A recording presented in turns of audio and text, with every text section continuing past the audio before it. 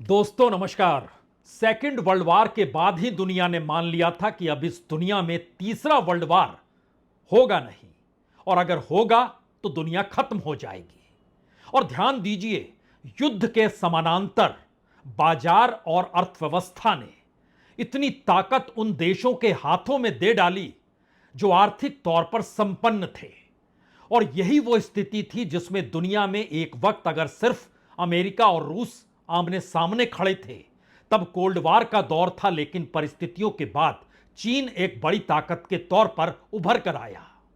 और इस वक्त अगर आप दुनिया के मानचित्र को परखें और यह सोचना शुरू करें कि अमेरिका के साथ इस वक्त कौन कौन खड़ा है, तो हो सकता है नाटो देशों के अलावे आपकी नजर कहीं और जाए नहीं, और उसमें भी साउथ ईस्ट एशिया जहां पर भारत आता है, या कहीं इस पूरे इलाके को अगर आप परखें तो अमेरिका के साथ कौन खड़ा है। भारत के चारों तरफ जितने भी देश हैं जो भारत के पड़ोसी हैं, उनके रिश्ते चीन के साथ बहुत करीब के हैं। इस दौर में रूस और यूक्रेन के युद्ध के वक्त भी यही सवाल खड़ा था कि भारत किसके साथ खड़ा होगा। भारत ने बीच का रास्ता अख्तियार किया, या फिर कहें एक निकटता जो कि अतीत की थी, जो कि एक लिहाज से कहें पुरानी दौर की थी, उसको निभाते हुए भारत रशिया के ज्यादा करीब होता चला गया। और जिस दौर में यूक्रेन से रशिया का युद्ध चल रहा था, जिस दौर में इजराइल और फिलिस्तीन या कहें गाजा पट्टी में उसके हमले हो रहे थे, जिस दौर में ईरान से लेकर इजराइल के बीच तनातानी छिड़ी हुई थी और रूस और यूक्रेन का युद्ध तो जारी ही था, उस दौर की एक तस्वीर दुनिया के सामने ऐसी उभर के आई जिसने खास तौर से अमेरिका को भीतर से हिलाकर रख दिया। क्योंकि इस पूरे इलाके में भारत स्ट्रेटेजिक तौर पर अमेरिका के सबसे अनुकूल का देश है, और ना सिर्फ अनुकूल है बल्कि बाजार के लिहाज से और स्ट्रेटेजिक अलायंस के लिहाज से भारत अमेरिका की सबसे बड़ी जरूरत इस इलाके में है। और अगर अमेरिका के छोड़कर भारत रूस की तरफ शिफ्ट होता दिखाई देगा तो क्या होगा। यहीं से दरअसल एक ऐसी राजनीतिक शुरुआत होती है जिसने दुनिया के सामने इस दौर में भारत की घेराबंदी करते हुए 5 देशों को देखा है। Five eyes alliance. ये फाइव आइज अलायंस क्या है, और ये पहली बार इतनी परिस्थिति नाजुक कनाडा के साथ क्यों हो गई, जिस कनाडा के साथ भारत के रिश्ते इससे दौर में पहले में इतने मजबूत हुआ करते थे कि लाखों लाख लोग भारत से कनाडा चले गए। और इस बरस जब 13,30,000 छात्रों ने पढ़ाई के लिए दुनिया के अलग अलग देशों का रास्ता पकड़ा, तो सबसे ज्यादा छात्र कनाडा पहुंचे, 4,27,000, यानी अमेरिका से भी ज्यादा। अमेरिका में भी तकरीबन 3.5 पौने 4 लाख, 3.5 और 3.75 लाख छात्र ही पहुंचे, उससे ज्यादा कनाडा पहुंचे। कनाडा में भारतीयों का जाना रुका नहीं है, वो लगातार बढ़ रहा है। और उन परिस्थितियों के बीच एक डोर ऐसी आकर खड़ी हो गई जहां यह लगने लगा कि कनाडा के साथ भारत के राजनयिक रिश्ते कहीं टूट तो नहीं जाएंगे। 24 घंटे पहले जिस तरीके से 6 डिप्लोमेट्स को दोनों देशों ने हटाया, जो आरोप कनाडा ने भारत पर लगाए और भारत ने उस आरोप का जो जवाब दिया, उन परिस्थिति के बीच आज सिर्फ आप कनाडा और भारत की परिस्थितियों को मत समझिए, दुनिया के मानचित्र पर अमेरिका की जरूरत को समझे। और फाइव आइज अलायंस जिसमें अमेरिका है, ब्रिटेन है, ऑस्ट्रेलिया है, न्यूजीलैंड है और खुद कनाडा है, इनके बीच के संबंधों में तो यह साफ तौर पर कहा गया है कि खुफिया जानकारी ये 5 देश एक दूसरे से साझा करेंगे। और भारत की घेराबंदी करने के लिए कनाडा ने बाकी 4 देशों के पास संदेश भेजा। उनके संदेशों का जवाब भी आया। वो जवाब भारत के लिए चिंताजनक है, लेकिन यह कौन सी परिस्थिति है कि भारत एक तरफ अमेरिका के करीब नजर आता है, लेकिन अमेरिका भारत को कटघरे में खड़ा करने से चूकता नहीं है। यह कौन सी परिस्थिति है? क्या वाकई कनाडा अपने बूते भारत के साथ 2-2 हाथ कर सकता है? यह कौन सी परिस्थिति है कि अंतर्राष्ट्रीय तौर पर कहीं यह मैसेज जा तो नहीं रहा कि भारत अगर शिफ्ट हो गया तो क्या होगा? शिफ्ट होने का मतलब शायद इस तस्वीर को देखकर आप समझ जाएंगे।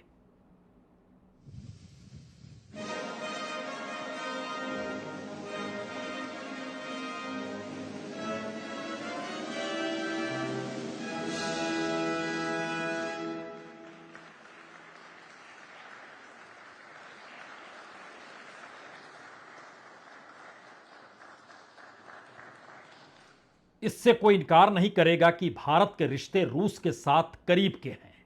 इससे कोई इनकार नहीं करेगा कि दुनिया के विकसित देश, खास तौर से अमेरिका या फिर नाटो देश, जब वो चीन पर प्रतिबंध लगा रहे थे, भारत तेल लगातार रूस से ही खरीद रहा था, अब भी खरीद रहा है। इस दौर में व्यापारिक रिश्ते रूस के साथ बंद हुए नहीं। और यह तस्वीर जो अभी आपने देखी, यह दुनिया की आंखों में किरकिरी समा गई। युद्ध के दौर में जब दुनिया पुतिन को खलनायक करार दे रही थी, उस वक्त रूस के सबसे बड़े सम्मान से भारत के प्रधानमंत्री नरेंद्र मोदी को पुतिन ने सम्मानित किया था।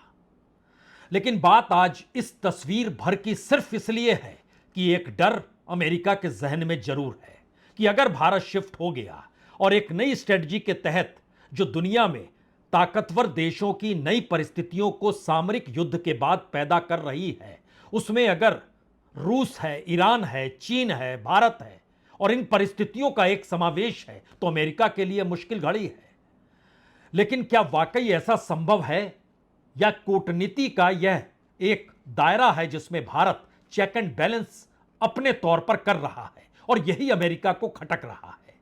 क्योंकि इस दौर में जो आरोप कनाडा ने भारत पर लगाए और उसका जो जवाब डिप्लोमेट्स को हटाने को लेकर दिया गया, उससे हटकर एक क्षण के लिए जरा यह देखिए कि कनाडा की जो 5 देशों की जो इनकी अपनी दोस्ती है, फाइव आइज के तौर पर, उसमें ब्रिटेन के प्राइम मिनिस्टर के साथ जो ताल्लुक किया गया, उन्होंने टेलीफोन पर बात की। जो केयर स्टैमर हैं, उन्होंने कहा कि हम कनाडा में स्वतंत्र जांच में उल्लेखित गंभीर घटनाक्रमों के बारे में अपने कनाडाई साझेदारों के साथ संपर्क में हैं और ब्रिटेन को कनाडा की न्यायिक प्रणाली पर पूरा भरोसा है। यह ब्रिटेन कह रहा है भारत को लेकर जो आरोप कनाडा ने लगाए। अमेरिका के विदेश विभाग के प्रवक्ता जब मैथ्यू मिलर सामने आए तो उन्होंने कहा कि भारत पर लगाए गए आरोप बेहद गंभीर हैं। हम चाहते हैं कि भारत सरकार कनाडा के साथ जांच में मदद करे। भारत ने अब तक ऐसा नहीं किया है, उन्होंने वैकल्पिक रास्ता चुना है, यह अमेरिका कह रहा है। न्यूजीलैंड की तरफ से कहा गया कि अगर यह कनाडा की कानून लागू करने वाली एजेंसियों की तरफ से सार्वजनिक तौर पर जिन कथित आपराधिक गतिविधियों का जिक्र किया गया, तो अगर वह साबित हो गया तो यह बेहद चिंताजनक बात है, यानी कोई प्रूफ है तो यह बेहद चिंताजनक जिक्र होगा। और उसके बाद उन्होंने रूल ऑफ लॉ और जुडिशियल प्रोसेस का सम्मान का जिक्र किया और जो कनाडा में है उसका वो सम्मान करते हैं, यह जिक्र किया। ऑस्ट्रेलिया ने भी भारत का नाम नहीं लिया, लेकिन यह जरूर कहा हमारा सिद्धांत यह है कि सभी देशों की संप्रभुता कानून के नियमों का सम्मान होना चाहिए। न्यूजीलैंड और ऑस्ट्रेलिया ने नाम नहीं लिया, लेकिन ब्रिटेन और अमेरिका ने नाम लेने में कोताही नहीं बरती।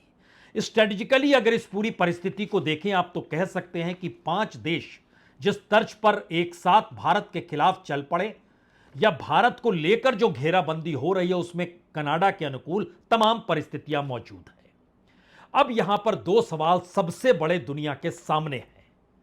कनाडा और भारत के रिश्ते, और कनाडा की वाकई अपनी कोई हैसियत है या अमेरिका ही उसे चलाता है? और इस दौर में अमेरिका जान चुका है कि अगर भारत पर अंतर्राष्ट्रीय दबाव कनाडा ने जिन मुद्दों को उठाया है उसके जरिए नहीं बनाया गया, तो भारत पता नहीं आज नहीं कल शिफ्ट हो जाएगा। क्योंकि इस आरोप की फहरिस्त में भारत पर जो आरोप लगाए गए, उस आरोप की फहरिस्त में सिर्फ डिप्लोमेट्स नहीं है, भारत के नेशनल सिक्योरिटी एडवाइजर का भी जिक्र किया गया, भारत के होम मिनिस्टर का भी जिक्र किया गया। तो क्या आने वाले वक्त में अगर मुश्किल होगी तो क्या प्राइम मिनिस्टर का जिक्र भी कर देंगे? यह एक ऐसी परिस्थिति में क्या इस संबंध आ गए हैं? इसीलिए क्या यह राजनयिक संबंध तोड़ने के कागार पर कनाडा और भारत आकर खड़े हो गए हैं? और अगर ये खड़े हो गए हैं तो सोचिए कनाडा में रह रहे लाखों भारतीयों का क्या होगा। यहां यह भी समझना होगा कि एक तरफ कनाडा इस बात का जिक्र कर रहा है कि वहां की अदालत में यह मामला चल रहा है और दूसरी तरफ गंभीर आरोप लगाते हुए दुनिया के अलग अलग देशों को कह रहा है कि हमने मान लिया है कि भारत दोषी है। यह सामान्य तौर पर 2 तरफा बातें हैं। ट्रूडो से जब यह सवाल पूछा गया, जस्टिन ट्रूडो, तो उन्होंने क्या कहा यह सुनिए जरा। These are ongoing investigations that are already before the courts in some situations and will end up in trials in the coming months in other situations. So what the RCMP can share and the details of this are extremely limited. As those trials unfold, much more will be known. The decision to inform Canadians right now by the RCMP is aimed at keeping Canadians safe, at disrupting this pattern of behavior that these Indian diplomats have been involved in, and ensuring that Canadians can feel safer. Justin Trudeau कल जवाब दे रहे थे जब पत्रकार उनसे सवाल कर रहे थे तब। लेकिन इस घटनाक्रम को एक क्षण के लिए सिर्फ देख लीजिए जिससे चीजें और साफ हो जाए। 13 अक्टूबर को कनाडा ने भारत को एक चिट्ठी भेजी और भारतीय हाई कमिश्नर संजय कुमार वर्मा और उससे जुड़े डिप्लोमेट्स पर आरोप लगाए। 14 अक्टूबर को भारत ने विरोध किया। कनाडा के राजदूत जो दिल्ली में हैं उनको तलब किया और कुछ घंटों के बाद भारत ने संजय वर्मा और दूसरे डिप्लोमेट्स को वापस बुलाया और कनाडा ने भी इस दौर में 6 राजदूतों को वापस बुला लिया। कल यानी 15 अक्टूबर कनाडा के प्रधानमंत्री ने निज्जर की हत्या में भारतीय एजेंट्स के सीधे तौर पर शामिल होने का आरोप लगाया और इन सब के बीच वाशिंगटन पोस्ट ने एक खबर छाप दी, अच्छी खासी बड़ी खबर छाप दी।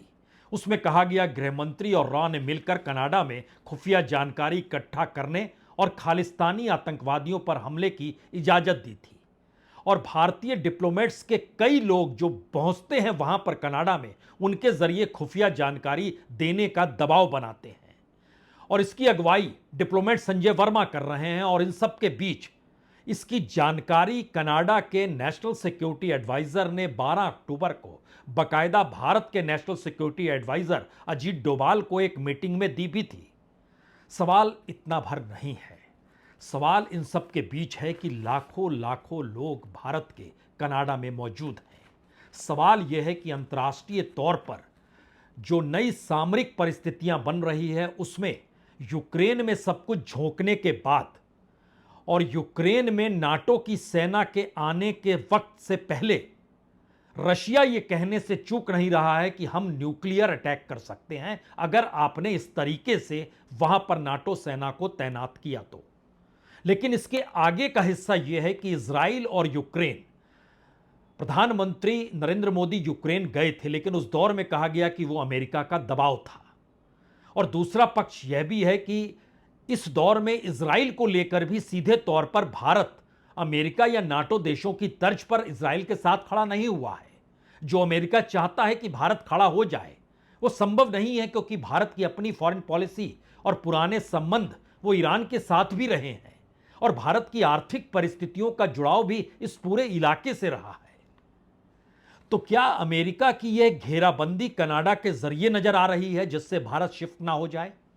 भारत अपने तौर पर उस रास्ते पर चल रहा है जहां पर कम से कम इस देश की इकोनॉमी पे कोई अटैक ना हो और भारत इन तमाम परिस्थितियों के बीच जहां पड़ोसियों की स्थिति चाइना के साथ खड़े होने की है, चाइना की इकोनॉमी और चाइना के साथ व्यापारिक संबंध भारत के कोई कम नहीं है, $100 बिलियन से अभी भी ज्यादा है। और इन सब के बीच रूस के साथ पुराने संबंध और व्यापारिक संबंध रहे हुए हैं। भारत इजराइल के साथ भी आर्थिक और व्यापारिक संबंध को डेवलप कर रहा है। लेकिन सवाल पहली बार यह है कि युद्ध से प्रभावित देशों के साथ व्यापार करने से उनके युद्ध की स्थिति को मान्यता नहीं मिलती है और अमेरिका चाहता है क्या कि इस रूप में मान्यता मिले क्योंकि वह खुले तौर पर इजराइल को मदद कर रहा है, सहायता दे रहा है, एड दे रहा है।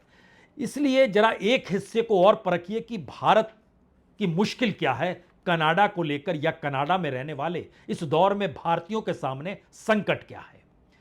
एक जानकारी दी हमने, लगभग 13,30,000 बच्चे हायर एजुकेशन के लिए दुनिया के अलग अलग देशों में गए। कनाडा में 4,27,000 गए, अमेरिका में 3,37,000 गए, ब्रिटेन में 1,85,000 गए, ऑस्ट्रेलिया में 1,22,000 छात्र गए, जर्मनी में 42,000 छात्र गए और इसी तरीके से इजराइल भी 900 बच्चे गए पढ़ने के लिए। यूक्रेन भी गए लगभग 2,500 बच्चे, वहां भी पढ़ाई के लिए गए। चाइना भी गए हैं लगभग 8,580 बच्चे, यह भी चाइना भी पढ़ने के लिए गए हैं। लेकिन इन सब के बीच कनाडा के साथ भारत की करीबी सिर्फ इतनी भर नहीं है, और भारत की जो बड़ी तादाद है जो पीआर ले लेती है वहां पर, अगर आप उनकी संख्या को परखें, हमारी टीम ने जानकारी दी कि दरअसल पीआर यानी परमानेंट रेजिडेंस का जो लिया जाता है कनाडा से, वो सबसे ज्यादा है दुनिया में दूसरे किसी भी देश की तुलना में। कोविड काल में भी लगभग 42,870 लोगों ने पीआर लिया था कनाडा का। उसके अगले बरस 1,27,940 इतने लोगों ने पीआर लिया इंडियंस ने कनाडा का। 2022 में 1,18,095 इतने लोगों ने पीआर लिया। 2023 में यह कई दुगना हो गया, 4,37,000 इतने लोगों ने पीआर लिया। और इन सबके ठीक पैरेलल टेम्परोरी वर्कर्स जो कि हेल्थ केयर से जुड़े हैं, ट्रेड से जुड़े हैं, टेक्नोलॉजी सेक्टर से जुड़े हैं, इनकी तादाद भी लगभग 6 लाख से ज्यादा, 6 लाख से ज्यादा है। एग्जैक्ट संख्या 6,04,000 है। अब यह रिश्तों की परिस्थिति के भीतर सवाल यह भी है कि स्टूडेंट के साथ साथ भारत के इंफ्रास्ट्रक्चर में बड़ा पैसा कनाडा ने लगाया है। कनाडा का जो पेंशन फंड है वो भारत के इंफ्रास्ट्रक्चर में इन्वेस्ट किया हुआ है। कनाडा छोड़कर भारत के बच्चे अब ईस्टर्न यूरोप जाने लगे हैं, जिसमें पोलैंड है, जॉर्जिया है, इस्टोनिया है, लिथुआनिया है।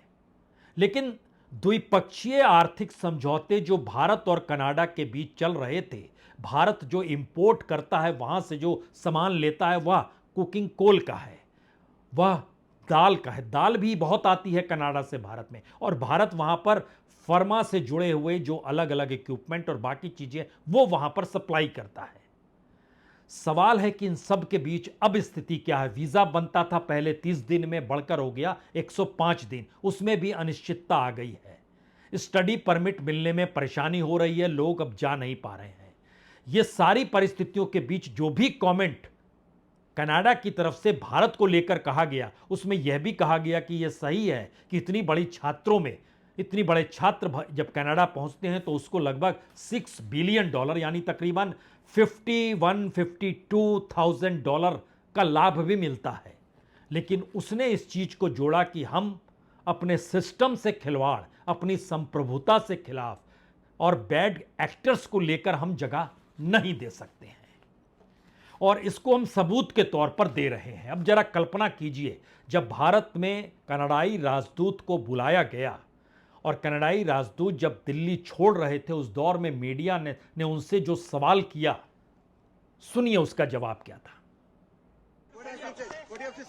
Good evening, ladies and gentlemen. I have a statement to make.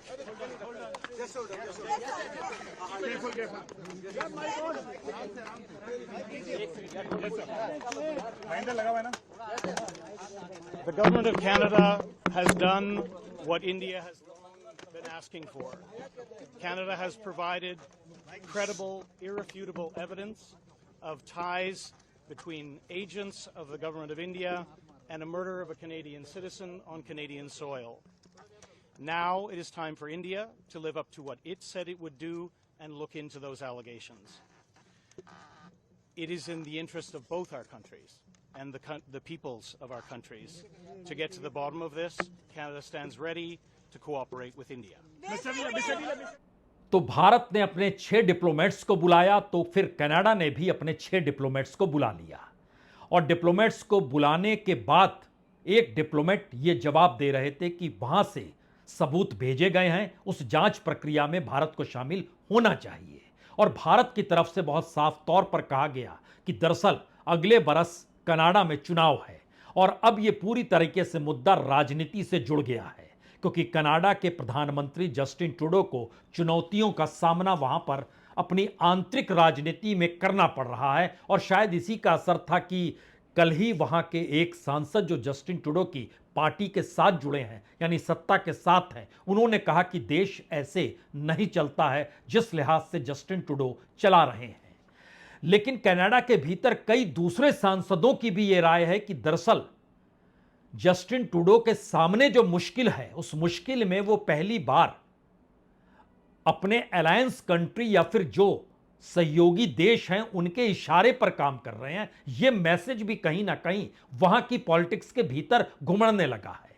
इसीलिए यह सवाल धीरे धीरे बड़ा हो रहा है कि खुद अपने तौर पर कनाडा क्या वाकई भारत जो स्ट्रेटजिक तौर पर और मार्केट इकोनॉमी के तौर पर भी दुनिया के एक मजबूत देश के तौर पर इस वक्त मौजूद है।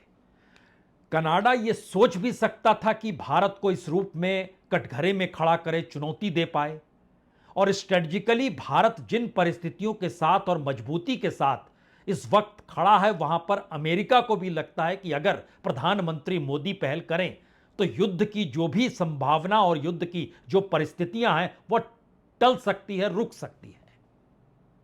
लेकिन अगर यह नहीं हो पा रहा है, चाहे प्रधानमंत्री मोदी ने यूक्रेन की यात्रा की हो या रशिया से यात्रा की हो या फिर फोन पर नेतान्याहू से बातचीत की हो या फिर ईरान के राष्ट्रपति की जब मौत हुई थी तो भारत में एक दिन का शोक ही क्यों ना मना लिया गया हो, यानी एक नई परिस्थिति में अगर आप परखिएगा तो भारत उस चेक एंड बैलेंस की दिशा में इस दौर में बढ़ चुका है जहां पर वो जानता और समझता है कि दुनिया जब युद्ध और उन परिस्थितियों में आपस में उलझ गई है तो वहां चीजें संभालने के लिए भारत को अपने आप में मजबूत होना पड़ेगा। और यही वजह है कि जिस एससीओ की बैठक में जाने से भारत ने इनकार कर दिया था कि वो पाकिस्तान नहीं जाएगा, और विदेश मंत्री ने बकायदा कहा था अब हमने तो 370 हटा दिया, अब क्यों हम जाएं वहां पर, उसके बावजूद भी जयशंकर वहां पर गए, और ना सिर्फ गए वहां पर, उन्होंने जो एससीओ जो पाकिस्तान में हो रहा है, शंघाई कोऑपरेशन ऑर्गेनाइजेशन जो है, उसमें उन्होंने 3 बातें जो कही, बड़ी महत्वपूर्ण बातें कही कि आतंकवाद और व्यापार एक साथ नहीं चल सकता, ये पाकिस्तान की जमीन पर कहा। एक दूसरे की सीमा का सम्मान करना चाहिए, ये पाकिस्तान की जमीन पे कहा। यह भी कहा कि अगर सदस्य देशों की दोस्ती की कमी, उनमें दोस्ती की कमी आ गई है, संबंध बिगड़े हैं, तो इस पर सभी को विचार करना चाहिए कि आखिर भरोसे की यह कमी आई क्यों। और उसके बाद उन्होंने कहा दरअसल यूनाइटेड नेशन सिक्योरिटी काउंसिल में सुधार तब तक नहीं होगा जब तक डेवलपिंग कंट्रीज यानी विकासशील देश को जिम्मेदारी नहीं मिलेगी, और इसकी पहल एससीओ को करनी चाहिए। यानी एक पॉजिटिविटी की परिस्थिति एससीओ की बैठक में पाकिस्तान जाकर बिना पाकिस्तान का नाम लिए एक नए तरीके से विदेश मंत्री ने रखी। अंतर्राष्ट्रीय तौर पर इस दौर में ना इजराइल का समर्थन किया, ना यूक्रेन के साथ खड़े हुए। उस बैलेंस को भी समझना होगा जहां ईरान से भी रिश्ते हैं और इन सब के बीच बाकी परिस्थितियों में रूस के साथ तो पारंपरिक रिश्ते हैं। तो क्या ये भारत की जो कूटनीति है वो पहली बार अमेरिका को चुभ रही है और परिस्थितियां इतनी विकट हो गई और कनाडा को इस रूप में इस तर्ज पे आगे कर दिया गया जहां पर कनाडा के साथ राजनयिक रिश्ते खत्म होने तक की परिस्थिति आ गई। तो क्या यह अंतर्राष्ट्रीय तौर पर एक नए रूप में दुनिया की ताकतों का आपसी मिलन आप देख रहे हैं, या फिर पुरानी परिस्थितियां युद्धरत देशों की परिस्थिति के साथ बदलने की दिशा में दुनिया के मानचित्र पर दिखाई देने लगी है? क्योंकि रशिया और चीन का रिश्ता, उसके बीच में अमेरिका खड़ा हो नहीं सकता है। भारत के रिश्ते और भारत का व्यापार जो चीन के साथ है वो भारत तोड़ नहीं सकता है। रूस के साथ जो भारत के संबंध आर्थिक तौर पर और डिफेंस के क्षेत्र में वह भी खत्म नहीं हो सकता है। डिफेंस को लेकर और दूसरे क्षेत्रों को लेकर इजराइल के साथ भारत समझौता कर रहा है, लेकिन नाटो देशों की तर्ज पर इजराइल के युद्ध को सही नहीं ठहरा रहा है। ईरान के साथ भारत के संबंध लगातार बरकरार हैं, और यूक्रेन में दुख जताने के बावजूद भी भारत ने युद्ध के दौर को खत्म करने की बात सार्वजनिक मंचों से कही, वहां जाकर कही, लेकिन किसी के साथ खड़े होने की परिस्थिति में भारत खुद को खड़ा नहीं किया जो अमेरिका कर रहा है। तो फिर क्या वही परिस्थिति दोबारा से आकर खड़ी हो गई है जो सेकेंड वर्ल्ड वॉर के समय? एक तरफ रशिया जो अब धमकी दे रहा है हम न्यूक्लियर के साथ कहीं हमला ना कर देंगे अगर नाटो की सेना यूक्रेन में नजर आए, और दूसरी तरफ अमेरिका इस पूरे के पूरे रीजन में उसे भारत की जरूरत है और भारत के शिफ्ट होने से वो घबरा रहा है। शायद इसीलिए ऐसी परिस्थिति आ गई है। ये तमाम परिस्थितियां बतलाती है कि दुनिया के मानचित्र पर जो हलचल है उसके केंद्र में भारत मौजूदा वक्त में खड़ा हुआ है। बहुत बहुत शुक्रिया, बहुत बहुत शुक्रिया।